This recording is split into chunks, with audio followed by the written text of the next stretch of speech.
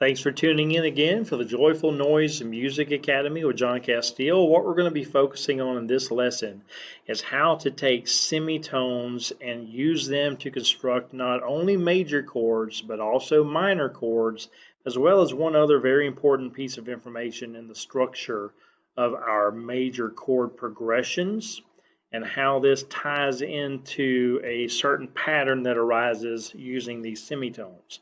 So let's start with C and in being in the key of C, which is what we're most familiar with so far.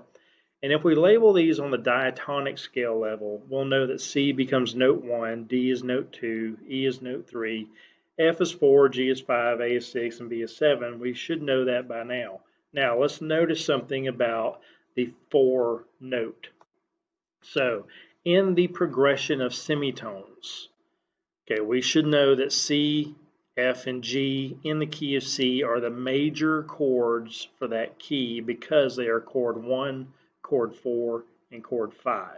That's why they're the major chords, is how they're structured on the numeric level in the diatonic scale. Now let's look at a little more deeply at how this is structured.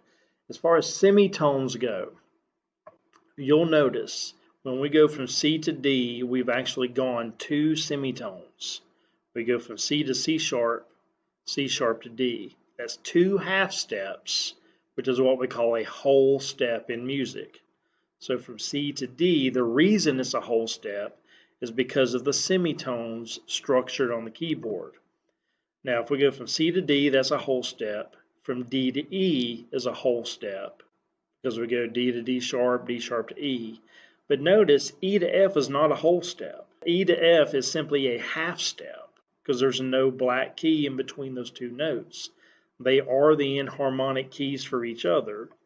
There's no black note in between them. Therefore, from E to F is a half step. That's super duper important. The 4 chord or 4 note begins at the half step note of this pattern of whole step, half step, whole step, whole step, whole step.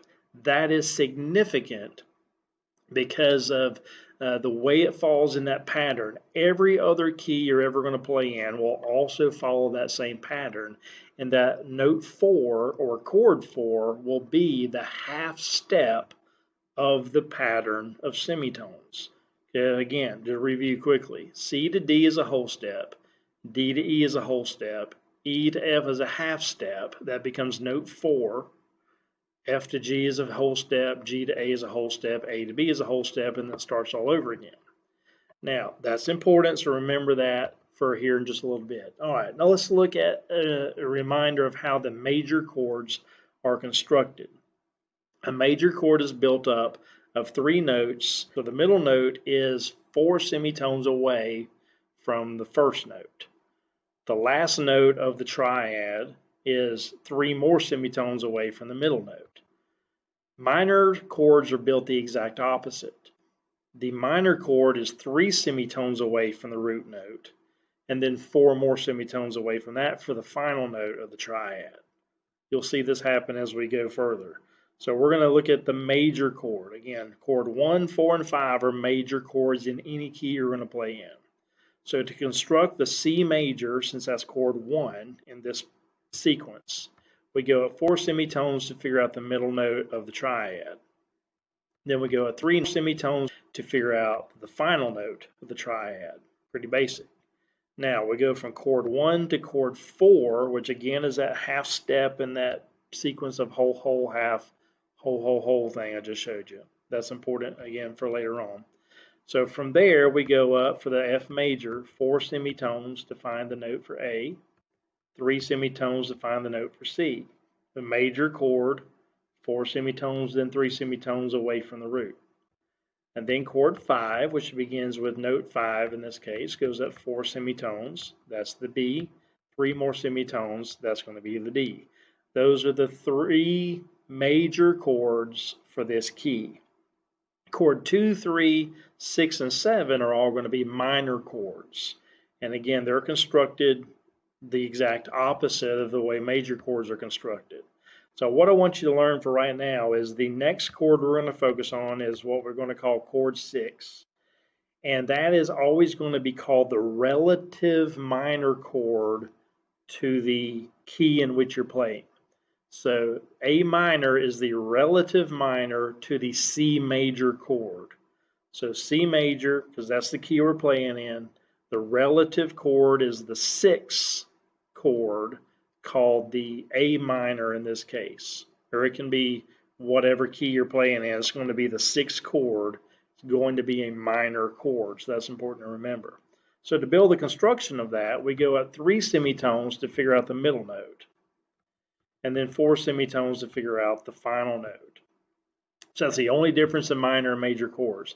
The minor chords are constructed 3 semitones from the root and then 4 semitones from the middle to figure out the 3 notes for the minor. And again, the relative minor chord is always the 6th chord, so just make sure you learn that. Okay, let's look at the key of E in this case. Let's change this up a little bit.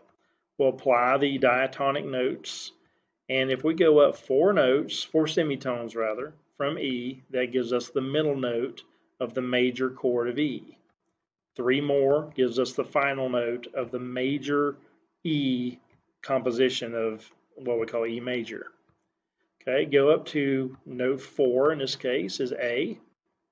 4 semitones, that gives us the middle note. 3 semitones, that gives us the final note. And then we go to the 5th chord, or chord 5 as we call it. Go up 4 semitones, 3 semitones. That's how you figure out the notes again for the chord. Now the 6th chord in this case is going to be the C minor. We already know that C major is C, E, and G for the notes for the C major chord. Let's look at the C minor. If we go up 3 semitones, there's the middle note. Then 4 semitones is the final note. So there is a difference in C major and C minor because that middle note moves over a half step. That's important. All right, let's change it up one more time.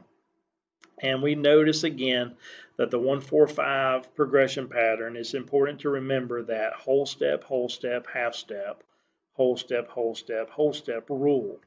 Now how we apply that on a random key, let's pick the key of A sharp major, okay? And let's apply this whole step, half step thing.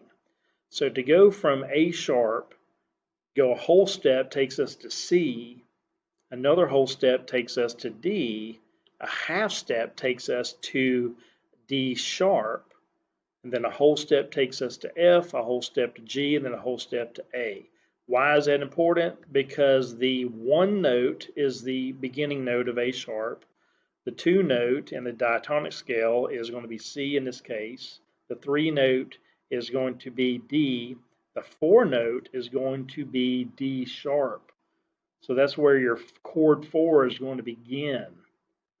Then 5, 6, and 7 fall in place. So if we want to learn the chord progression for this, if we go up 4 semitones to figure out the middle note for A sharp major, it's going to be D. 3 more semitones takes us to those 3 notes being the 3 notes for the A sharp major chord. Okay. Then we go to note 4, which is going to begin with D sharp. And then we go up 4 semitones to find out that G is the middle note. 3 more semitones to figure out that A sharp is the last note of that triad. Then we go to chord 5. Go up 4 semitones to figure out the middle note, 3 more to figure out the final note, and then we go to the relative minor chord, which will be chord 6, which begins with G. Go up 3 semitones to the A sharp, 4 semitones to the D. Those are the 3 notes for the G minor chord in this case, and that's how you figure all that out using semitones in any key that you can possibly think of. So that's the lesson for the day. That was a lot, but go back and watch this again as many times as you need to, and we will see you in the next video.